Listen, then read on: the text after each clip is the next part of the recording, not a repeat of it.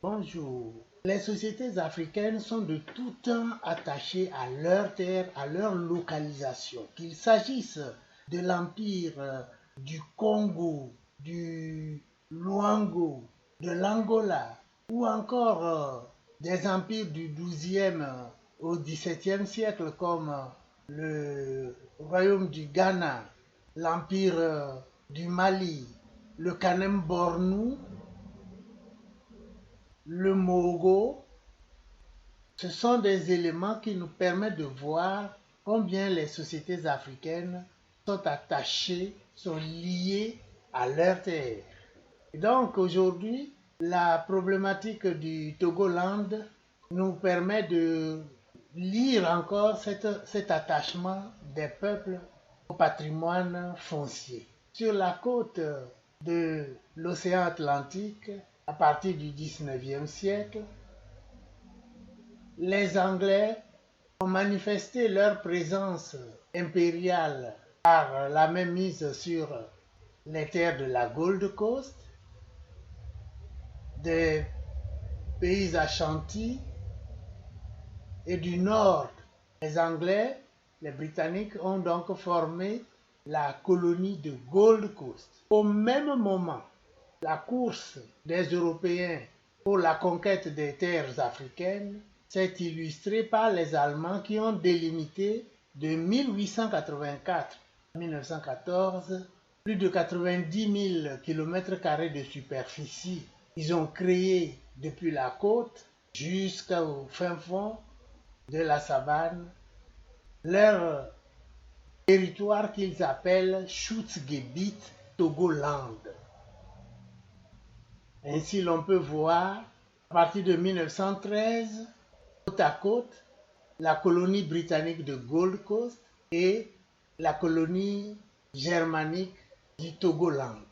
En 1914, le Schutzgebiet Togoland avait 30 ans quand éclata la Première Guerre mondiale.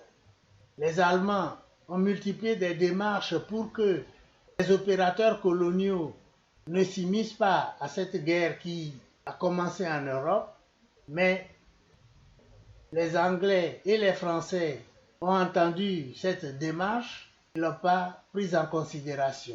Ainsi, dès les premières heures de la guerre, les Anglais et les Français ont marché, avec leurs troupes bien sûr, sur le Togoland, qui a été pris en étau pendant 2 semaines de campagne, au terme de laquelle le Schutzgebiet a vécu. Les Britanniques et les Français se sont donc partagés le Schutzgebiet Togoland. Les bornes ont été posées en 1916.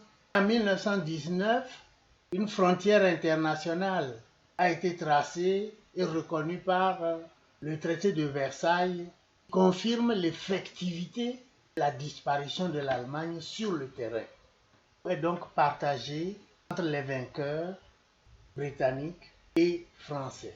Seulement, la partition du Togo ne peut pas être annexée ni par la Grande-Bretagne, ni par la France. La simple raison que c'est un territoire en déshérence, c'est-à-dire un territoire dont le propriétaire ou le maître a disparu.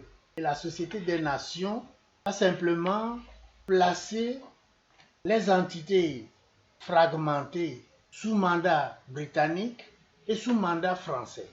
En 1956, très vite, en 1956, la Gold Coast a demandé son indépendance vis-à-vis de l'Angleterre. Et en 1956, la Gold Coast a tenu un référendum dans le Togoland côté britannique, c'est-à-dire le territoire du Togoland placé sous mandat britannique, pour que la population vote et accepte de venir former avec la Gold Coast la République du Ghana. Seulement, le problème est qu'en 1956, du côté français, le Togo français a connu plutôt une autonomie. Parce que les règles la loi du mandat ne permet pas au mandataire de s'approprier la chose placée auprès d'elle.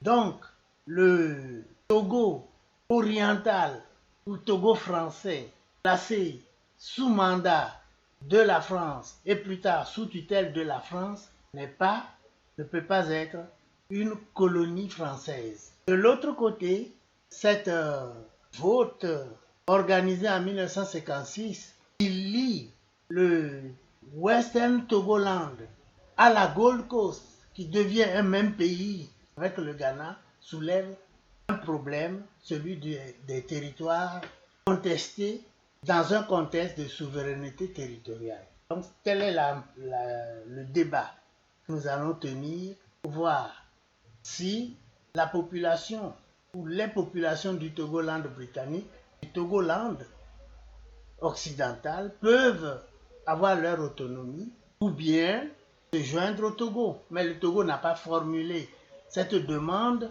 Puisque c'est les peuples qui sont souverains, alors certainement ce sont les populations qui vont se prononcer sur leur autonomie et la façon de se déterminer eux-mêmes.